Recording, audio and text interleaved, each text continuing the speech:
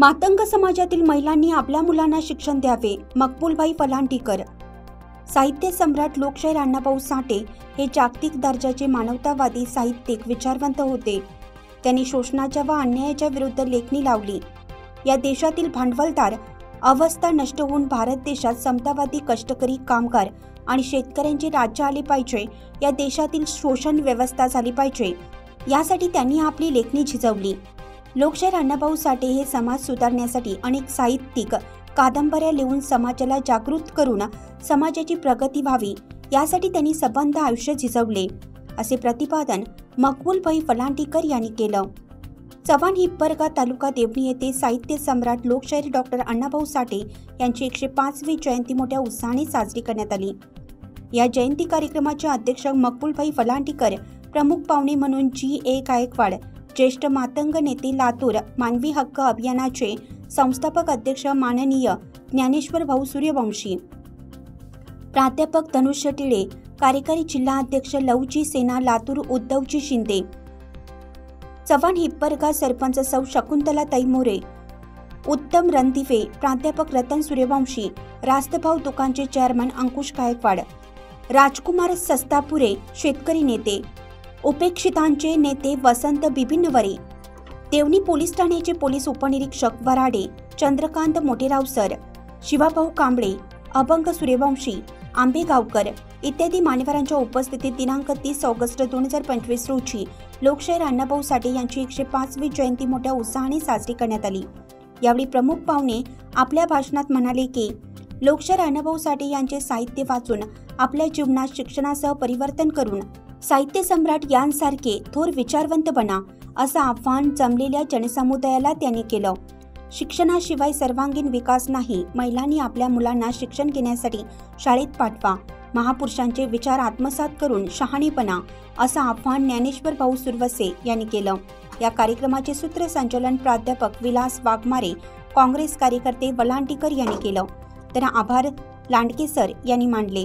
कार्यक्रमाप्रसंगी सकाळी सर्व महापुरुषांच्या प्रतिमेचं पूजन करून लोकशाहीर डॉक्टर अण्णाभाऊ साठे यांचे डॉक्टर बाबासाहेब आंबेडकर यांच्या प्रतिमेचं पूजन करून झेंडावंदन चेअरमन राम बिरादार यांच्या शुभहस्ते करण्यात आलं. तर संध्याकाळी 4 वाजता गावातील मुख्य रस्त्यावरून लोकशाहीर अण्णाभाऊ साठे यांच्या तैलचित्राची भव्य दिव्य ढोल ताशांच्या गजराने मिरवणूक काढण्यात आली. हा कार्यक्रम यशस्वी करण्यासाठी जयंती समितीचे अध्यक्ष रामदास कांबळे, उपाध्यक्ष कैलास लांडगे, सचिव मेजर रंगराव कांबळे यांच्यासह सर्व कार्यकारी मंडळांनी परिश्रम घेऊन कार्यक्रम यशस्वी केले.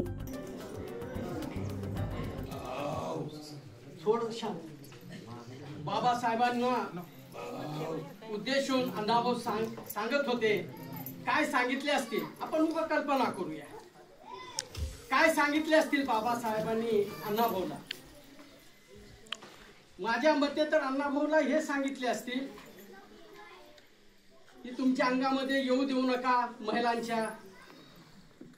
त्यांनी अंगात जास्त येते, त्यांनी शिकलं पाहिजे, त्यांनी मोठे झाले पाहिजे, सुशिक्षित झाले पाहिजे, त्यांनी ह्या देशामध्ये राज्य केलं पाहिजे आणि जुन्या रूढी परंपरा सोडल्या पाहिजे. हेच बाबासाहेबांनी सांगितले असतील अण्णाभाऊला. ह्याच्या व्यतिरिक्त दुसरं तर काही सांगितले नसतील, मला असं वाटतंय.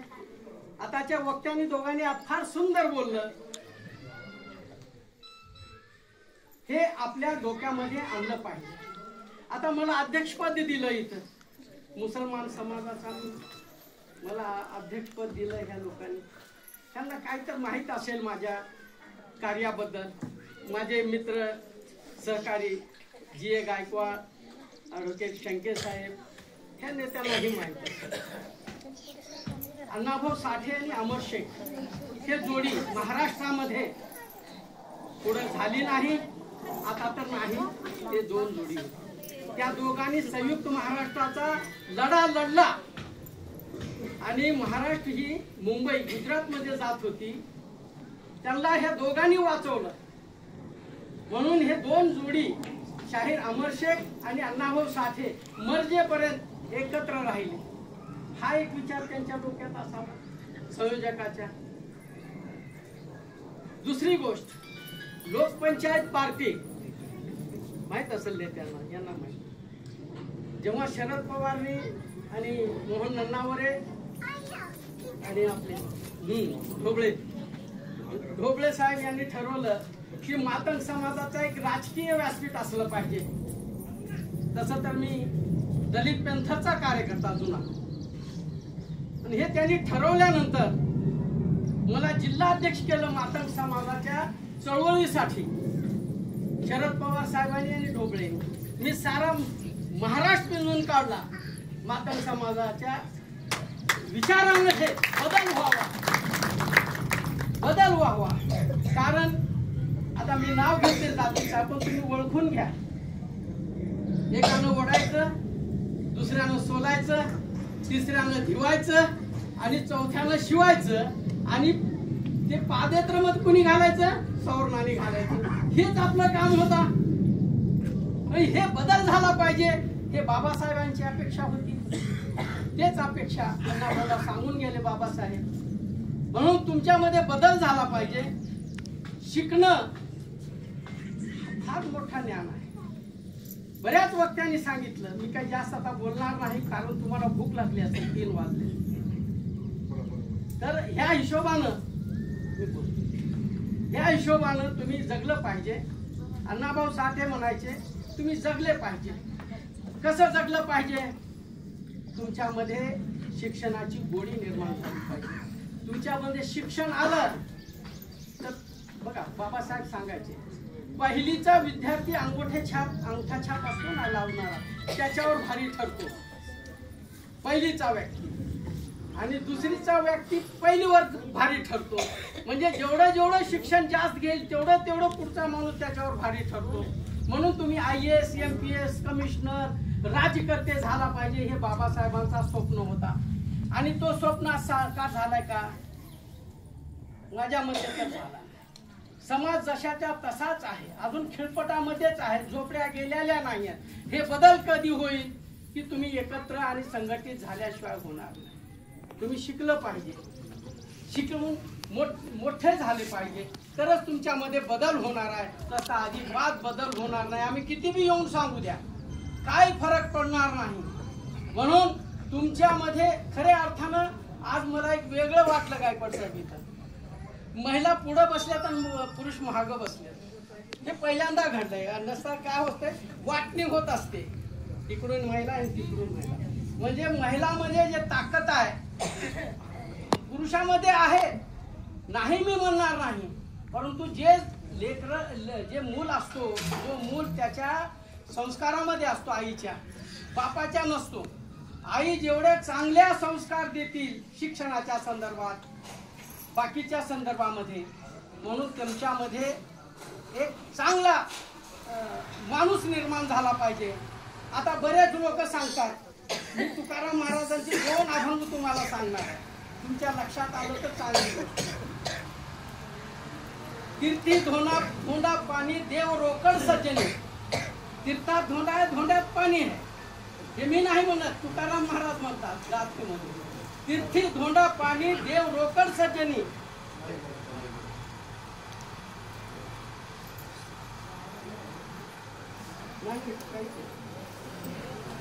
तीर्थी धोंडा पाणी देव रोकड सज्जनी. 900 कन्या पुत्र होती, का करणे लागे पती. 900 लेकर होत असतील तर पतीची का गरज आहे? म्हणजे आपल्यामध्ये नवस करायची सवय जास्त आहे म्हणून सांगला तुकाराम महाराज. कोणी घुरवाडीला जातोय, कोणी आईकडे जातो, कोणी आईकडे जातोय, कुठे जातोय, ते काहीच नवस, ते नवसाचे काही नसतात. पण आपल्या मनाची एक भावना असते की नवस करावं. नवसात काही नसतंय. बाबासाहेबांनी कधी नवस केलंय का? सांगा, कोणी उठून सांगा. अण्णाभाऊनी केलंय का? महात्मा फुल्यांनी केलंय का? या पुरुषामध्ये कोणीच केलेलं नाही. महापुरुषामध्ये मग आपण कशासाठी करतो? कलेक्टरची बायको नाचती आहे का? डुलती आहे का? अंगात येते का त्याच्या? मग आपल्याच काय येतो? मग हे बदल झाला पाहिजे. हे अण्णाभाऊला बाबासाहेबांनी सांगून गेले. हे तुमच्यामध्ये बदल झाला पाहिजे. तुम्ही शाणे झाले पाहिजे. म्हणून अजून एक सांगतो तुम्हाला. आता कीर्तनकारांनी फार सुंदर बोलून गेले, त्याचा उत्तर त्यांनी दिला.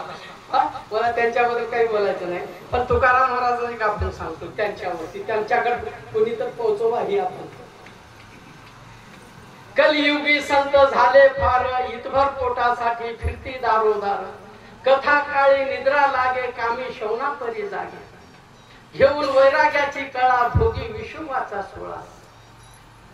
अंगाला लावून राख, डोळे झाकून करती पाप. तुका म्हणे सांगू किती, नको यांची संगत. विठ्ठल विठ्ठल. म्हणजे कळालं काय याच्यातलं काही तुम्हाला? म्हणजे जे महाराज येतात ना, ते वेगळ्या पद्धतीनं तुम्हाला बोलून गुलाम बनवून जातात. मग तुकाराम महाराज काय म्हणतात, ह्याच्या नादाला लागू नका. हे फसवे आणि समाजाला फसवतात, आणि जास्तीत जास्त फसवेगिरी आपल्या मातंग समाजामध्ये आहे. त्यांनी शाणं व्हावं, जगाला शाणे करावं, आणि ती एकत्र राहावं. महारवाडा आणि मांगवाडा, ढोरवाडा आणि चांबारवाडा एका बाजूलाच होते. आज ते कुठे गेले, का गेले? पुढं की बाबासाहेबांनी सांगितलं की तुम्ही गाव सोडा, शहराकडे या. आणि गांधीजी काय म्हणाले, तुम्ही गावाकडे या. फरक दोघांमधला. शहरात गेलं सारी सोय सरकार करतोय. आता इथं होऊन आले, थोडं होऊन आले, ते बी आपल्याला न कळत होऊन आले. पण शाळा बंद झाल्या. 15,000 शाळा महाराष्ट्रातल्या बंद झाले. जास्त पैसे देऊन आपल्याला लेकरं शिकवायता येणार नाही. ऑनलाईन शिक्षण आहे, तेवढं आपल्याला करता लेकरांना येणार नाही. आणि जास्तीत जास्त तुम्ही पैसे वाचवा. कपडे भारी घालण्यापेक्षा थोडे हलके घाला, पण शिकवा. बाबासाहेब म्हणायचे कपडे घातलं पाहिजे. पार्लमेंट मध्ये मी 2च माणसं होते कपडे घालण्यामध्ये. एक बाबासाहेब चांगले कपडे घालायचे, आणि दुसरं ते जिना नावाचा एक माणूस जो पाकिस्तान घेतला त्यालाही घालायचं त्या पार्लमेंट मध्ये. म्हणून तुम्ही कपडे घातले पाहिजे, पण शिक्षणामागे राहू नये. शिक्षणामध्ये तुम्ही पुढे या, मोठे व्हा. बार बार सांगतो मी, या लोकांचे विचार तुम्ही आता डोक्यामध्ये ठेवा, आणि जास्तीत जास्त वैलाट्या कमी करा. आणायच्या बरोबर, वैलाट्या कमी करा, त्याच्यासाठी पुस्तकं घ्या. आणि एवढंच या ठिकाणी सांगतो आणि थांबतो. वेळ भरपूर झाला, 3 वाजत आले. आणि मला या ठिकाणी मेजर साहेबांनी, आपले लांडगे साहेबांनी मला अध्यक्षपद दिलं, त्यांचे मी आभार मानतो. आणि तुमच्या गावाला मी लहानपणी आलो होतो, ह्या वयामध्ये मी आलोय. मी वलांडीचा राहणारा, पण लातूरला राहतो. माझे मुलं मुंबईला आहे, फार प्रगती केली. गायकवाड साहेबांना माहित आहे काय हे चळवळी मुलं बाबासाहेबांच्या विचारामुळे मी प्रगती करू शकलो. नसता ते विचार माझ्यामध्ये राहिले नसते तर मी प्रगती करू शकलो नाही, तर करू शकलो नसतो. तर हे समजा विचार बाबासाहेबांचा, फुले शाहू, महात्मा ज्योतिबा फुले, हे सारे आम्हाला प्रिय आहे. म्हणून या ठिकाणी आपण ऐकून घेतला शांतपणे. तुमच्या लक्षात आला असं, उद्यापासून लेकरांना शाळेत घाला, त्यांना मोठं बनवा, तुमची जीवन सुखी राहू द्या. माझ्या पोरांनी मला किती बी पैसे देऊ लागले. आता कॉन्ट्रॅक्टर आहेत, मोठे बिल्डर आहेत, किती पैसे पाहिजे ते म्हणला. पण काय करू मी घेऊन? तर मी चांगलं त्यांना मोठं केलं म्हणून ते मला देतात. तुम्हीही मोठे करा, तुम्हाला लेकरं पैसे देतील, तुम्हीही मोठे होतात. एवढंच या ठिकाणी सांगतो. आणि मला बोलण्याचे संयोजकांनी संधी दिली. वाघमारे साहेब आमचे मित्र आहेत, यांनी सुद्धा आम्हाला या ठिकाणी येण्यासाठी आग्रह केलं. मी आता अशामध्ये कार्यक्रम फार कमी करू लागलो, कारण वयानुसार आणि जास्त कामामध्ये गुंतल्यामुळे मी अशा कार्यक्रमाला जात नाही. परंतु मेजर साहेबांच्या आणि वाघमारे साहेबांच्या प्रेमापोटी मी या ठिकाणी आलो. तुम्ही शांतपणे ऐकून घेतला, त्याबद्दल तुमचे आभार मानतो. विशेषतः आमच्या महिला भगिनीचे मी आभार मानतो, कारण तुम्ही शांतपणे ऐकून घेतलाय. आणि पुढं कधी आयुष्य राहिलं तर ह्याने अजून बोलवलं. तुम्ही चांगली जयंती करत असाल, यांच्यामध्ये किती मुलावला शिकलं काय नाही मी त्यांना विचारणार मेजरला यांना. तर त्यांनी एवढी प्रगती झाली म्हणल्यानंतर मी इथं येईन, नाही तर मी येणार नाही. जय हिंद, जय महाराज, जय हिंद, जय अण्णा. धन्यवाद साहेब. साहित्यरत्न लोकशाहीर अण्णाभाऊ साठे यांची 105वी जयंती या गावामध्ये पहिल्यांदा होत आहे. या सर्व समस्त गावकरी तसेच परिसरातील व्यक्तींना मनस्वी आनंद होत आहे ही जी जयंती या ठिकाणी पहिल्यांदा घडून आणले जे जयंती समितीचे जे सदस्य आहेत जे सर्व या ठिकाणी मेजर आणि लांडगे सर यांचं या ठिकाणी मान्यवरांच्या वतीने या ठिकाणी धन्यवाद मानत आहे। तसेच यानंतर मी आभार मानण्यासाठी आभार व्यक्त करण्यासाठी आपल्या गावातील ज्येष्ठ व्यक्ती व्यंकटजी बिरादार यांना विनंती करतो की आपण या ठिकाणी आभार मानावं।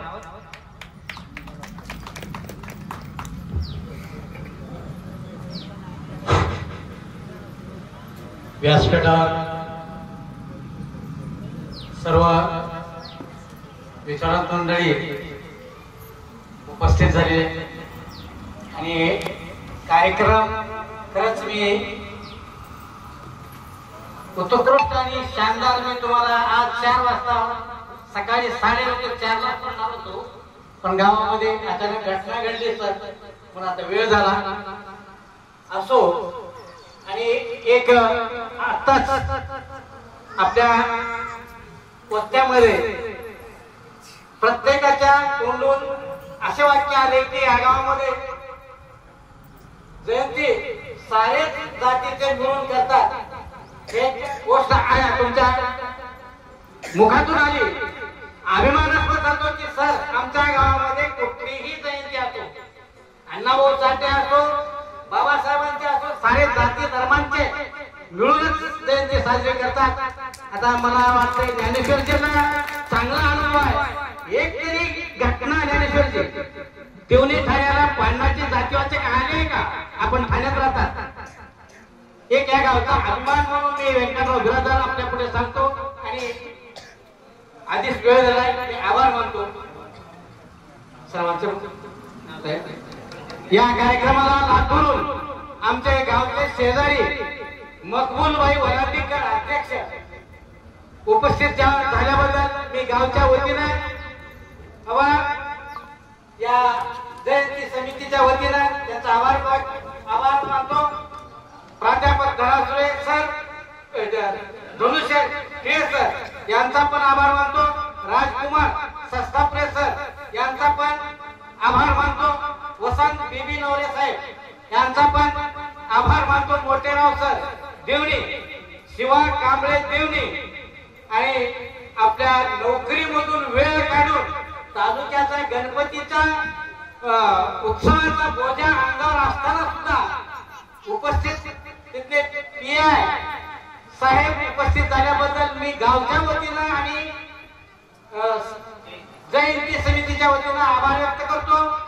रतन सूर्यवंशी सर, ज्ञानेश्वर सूर्यवंशी, किस्किंदा सर, जी ए गायकवाड, विलास वाघमारे, अभंग सूर्यवंशी, उद्धव शिंदे ही सर्वच मंडळी माझ्या जवळचीच आहे, पण माझ्या गावाला आज या जयंतीच्या निमित्तानं उपस्थित झाल्याबद्दल मी आणखी तुमचा परत आभार मानतो आणि कार्यक्रम संपला असं जाहीर करतो।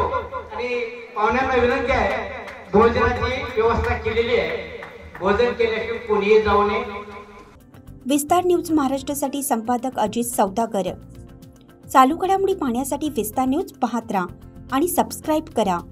धन्यवाद।